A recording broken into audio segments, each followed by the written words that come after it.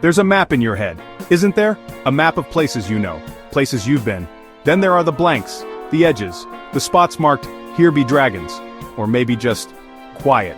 That's what we're talking about. Remote islands. Why do they pull at us? These specks of land in endless ocean. Is it escape? Sure, partly from the noise, the notifications, the nonsense. But it's more than that, it's a hunger to see something raw, untouched, or damn near close, a place where life is simpler. Harder maybe, but simpler. It's the promise of a different perspective, a chance to stand on a shore and see nothing but water, no other land, no other people for hundreds, thousands of miles.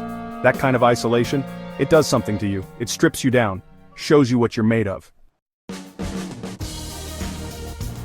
So, you want remote? I mean truly remote. Let's talk about Tristan da Cunha. Say it out loud. Tristan da Cunha sounds like a spell. A place conjured from mist and sea. It's the most remote inhabited archipelago on Earth. No arguments. Getting there? That's the first test.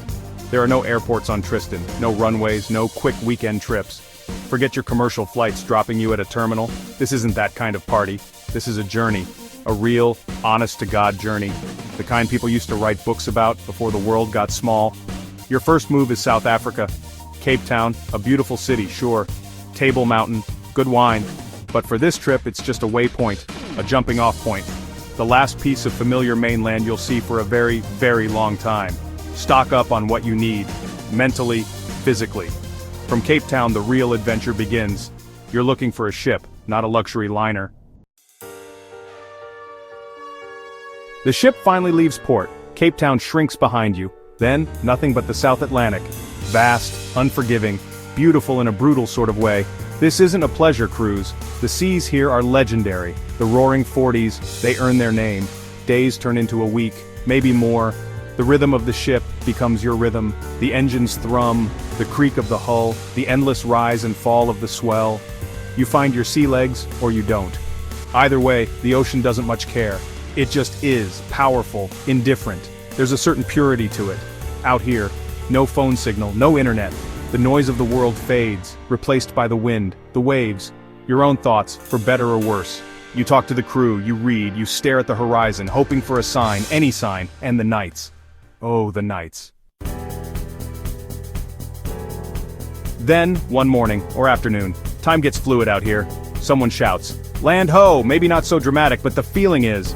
A dark smudge on the horizon, barely visible at first. Is it a cloud? A trick of the light? No, it's real. Slowly it takes shape. A volcanic cone, steep cliffs rising from the churning sea. That's Tristan, Queen Mary's Peak, often capped with cloud. The base, a skirt of green against the dark rock. It looks improbable, like it shouldn't be there. This lonely sentinel in the middle of nowhere. But there it is, defiant. As you get closer, details emerge. The settlement, Edinburgh of the Seven Seas. Locally, just the settlement. A cluster of houses clinging to a narrow shelf of flat land. The only habitable spot on the main island. It looks tiny, vulnerable, pressed between the mountain and the wild ocean. This is it, the destination. The approach is tricky. Stepping onto Tristan is like stepping into another world. A world so remote it feels untouched by modern civilization. Or maybe a world that time forgot. The air is clean, so clean it almost hurts. Salty, bracing, the colors are intense. The deep green of the island's slopes, the black volcanic rock, the impossible blue of the surrounding ocean. It's a stark beauty, not gentle, but powerful. The landscape commands respect. The main island is dominated by Queen Mary's Peak, over 6,000 feet high, a towering sentinel. Often its summit is lost in cloud, shrouded in mystery. The slopes are covered in ferns, grasses, unique plants found nowhere else. A botanist's treasure trove. Evolution had a free hand here, creating species perfectly adapted to this isolated, windswept environment. It's a botanist's dream. If they can handle the hike, the terrain is unforgiving. The wildlife is a major draw. If you can call it that, it's just there. Part of the fabric of the place, interwoven with the land.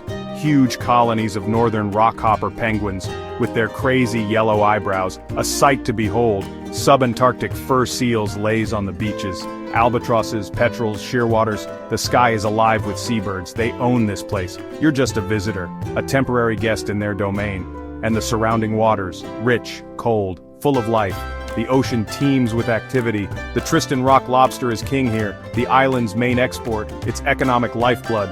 Sometimes whales pass by, southern right whales, majestic and serene.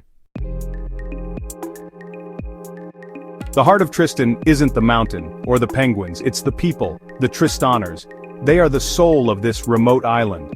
All of them, less than 300 souls, living on this rock surrounded by the vast Atlantic Ocean, by choice, by birth, by history. Each person here has a story intertwined with the island's legacy. They are some of the most isolated people on Earth, living miles away from the nearest continent, and some of the most resilient.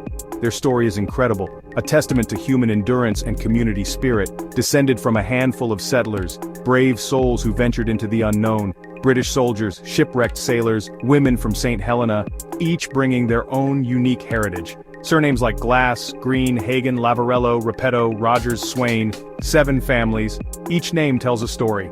They built this community from scratch, against all odds, with sheer determination and unity. They have their own dialect, a linguistic tapestry, a unique version of English, shaped by their history and isolation, peppered with old seafaring terms and local inventions, a living museum of language. They are, by necessity, self-sufficient, masters of their environment, or as close as you can get in the 21st century, balancing tradition with modernity. They farm potatoes on the patches, keep livestock, fish for lobster. Their livelihoods are deeply connected to the land and sea. The arrival of a ship is a major event, a lifeline to the outside world, bringing mail, supplies, essential goods that sustain their way of life, news from the outside world, a glimpse into a different reality. That's what they call it, the outside world, a place both familiar and foreign. And from here, it really does feel like another planet. Hospitality is a cornerstone, a way of life. If you've made it this far and you've got the right permissions, you'll likely be welcomed with curiosity and open arms. Forget your schedule, your to-do list, your frantic pace. None of that means anything here. On Tristan, time flows differently. It's measured by the tides, the seasons, the weather, the arrival and departure of ships. That's the clock they live by. Island time. It's real. Daily life is dictated by practicalities. Is it a good day for fishing? Can the longboats go out? Is the weather good for working the patches? Community is everything. People help each other. It's not just a nice idea. It's essential. For survival, for sanity. In a place this small, this isolated, you depend on your neighbors. There are traditions. Old Year's Night, New Year's Eve, Ratting Day, community gatherings, the Albatross Bar, the only pub, the Prince Philip Hall for events. Life isn't dull, it's just different. Focused, stripped of the distractions that clutter our lives elsewhere. There's a rhythm to it. A quiet dignity. You might find yourself falling into it, this slower pace, waking with the light, walking the settlement, talking to people. Why bother? Why endure the long sea voyage, the uncertainty, the expense, to visit a tiny rock in the middle of nowhere? It's a fair question, and the answer, well, it's not simple. It's something you feel, deep in your bones, a kind of ache, the ache of arrival, the satisfaction of the quest. There's a profound sense of accomplishment. Just getting here is a victory. A testament to your own determination. But it's more than just ticking a box. It's about what the place gives you. Perspective. When you stand on Tristan's shore and look out at that endless ocean, your own problems, they seem to shrink. The world's problems, they feel very far away. It's the raw, unfiltered beauty of it all.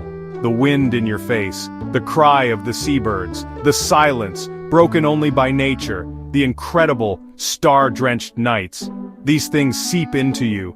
Change your chemistry, remind you that the world is vast, and wild, and beautiful. Tristan da Cunha, it's out there. Far from the familiar, far from the known, a testament to the human spirit.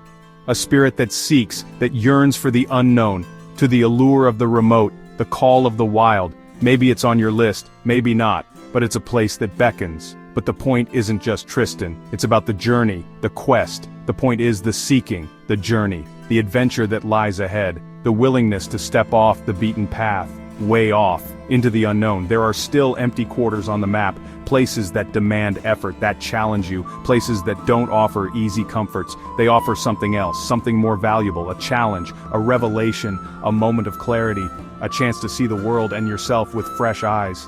Find your Tristan. It doesn't have to be an island. It can be anywhere. It just has to be yours. A place that speaks to you. Don't let the world shrink around you. Expand your horizons. Don't let fear or inertia win. Break free from the ordinary. There's too much to see. Too much to experience. Too many stories to be told. Too much life to be lived within the confines of the familiar. Push the boundaries, your own boundaries. Go somewhere that scares you a little, that excites you, somewhere that makes you feel small and alive, truly alive. The call to adventure is always there. Sometimes it's a whisper, sometimes it's a roar. Listen to it, heed it, embrace it.